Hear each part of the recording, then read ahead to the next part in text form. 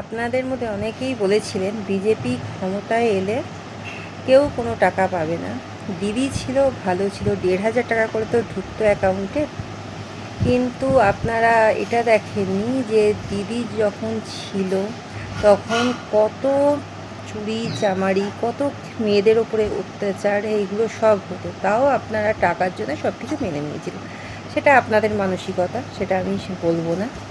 কেন আপনাদের কাছে ১,৫০০ টাকাটাই বড় ছিল। ছেলে মেয়েদের চাকরি কোনো বড় ছিল না। যেমন তারপরেতে মেয়েদের ওপরেতে যে অত্যাচার হতো সেটাও আপনাদের কাছে কোনো বড় ব্যাপার ছিল না। শুধু টাকাটাই ১,৫০০ টাকাটাই বড় ছিল। ওটা দিচ্ছিল তো দিদি, আবার কি আছে, যাই অন্যায় হোক, অসুবিধা নেই। কিন্তু বিজেপি ক্ষমতায় এলে ৩,০০০ টাকা তো দেবে না, মুখে বড় বড় কথা বলছে, নানা রকম কথা বলেছিলেন। প্রথম মাসে যেমন অনেকের অ্যাকাউন্টেই ৩,০০০ টাকা করে ঢুকেছে। আবার ১লা জুলাই টাকা বলেছিল দেবে, অনেকের অ্যাকাউন্টে ৩,০০০ টাকা করে ঢুকে গেছে। যারা বলেছিল পাবে না তারা কিন্তু সবাই পেয়েছে।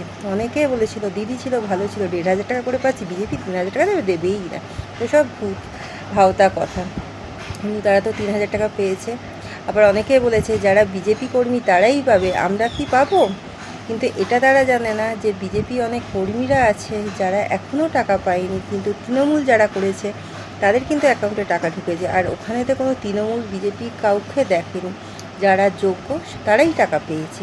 কিন্তু আপনাদের মতন কিছু মানুষ যারা মিথ্যে কথা লটায়, উল্টোপাল্টা কথা লটিয়ে বেড়াচ্ছে, তাদের একটা কথা বলি, মিথ্যা কথা বলবেন না। দেখুন না, যদি আপনি যোগ্য হন নিশ্চয়ই পাবেন। আর যাদের সত্যিই দরকার তাদেরই তো টাকাটা পাওয়া দরকার। যাদের টাকার দরকার নেই, যাদের সত্যিই রয়েছে টাকা, তাদের দরকার কি আছে? এই টাকাটা যাদের দরকার তারা পাক। শুধু শুধু ৩,০০০ টাকা আপনি নেবেন যার দরকার নেই, কিন্তু যার দরকার সে পাচ্ছে না, সেটা কি ভালো? লক্ষ্মী ভাণ্ডার তো অনেক ছেলেরাও পেয়েছে। আর বিজেপি আসতে তারা সব কিছু দেখবে, দেখে তারপরে তাকে দেবে। শুধু শুধু আপনাকে তো টাকাটা দেবে না। কেন শুধু শুধু আপনাকে দেবে? আপনারা চাইলেই এরকম হয়ে যাবে যে আপনাদের সব কিছু রয়েছে, তাও আপনারা ডকুমেন্টস জমা দিচ্ছেন যে ৩,০০০ টাকা। কিন্তু যার সত্যিই কিছু নেই, যার সত্যিই দরকার ৩,০০০ টাকার, তার কাছে অনেক, তার টাকাটা পাওয়া দরকার না? আপনি ৩,০০০ টাকা নিয়ে হয়তো পার্লারে গেলেন, পার্লারে গিয়ে আপনি নিজের রূপটাকে সুন্দর করতে চাইছেন।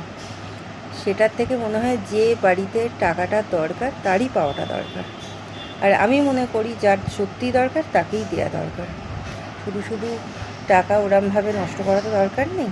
এবার আপনারা এই কথাতে অনেক উল্টোপাল্টা কমেন্ট করবেন আমি জানি, কিন্তু তাতে আমার কিচ্ছু যায় আসে না। আমি যেটা সত্যি আমি সেটাই বললাম।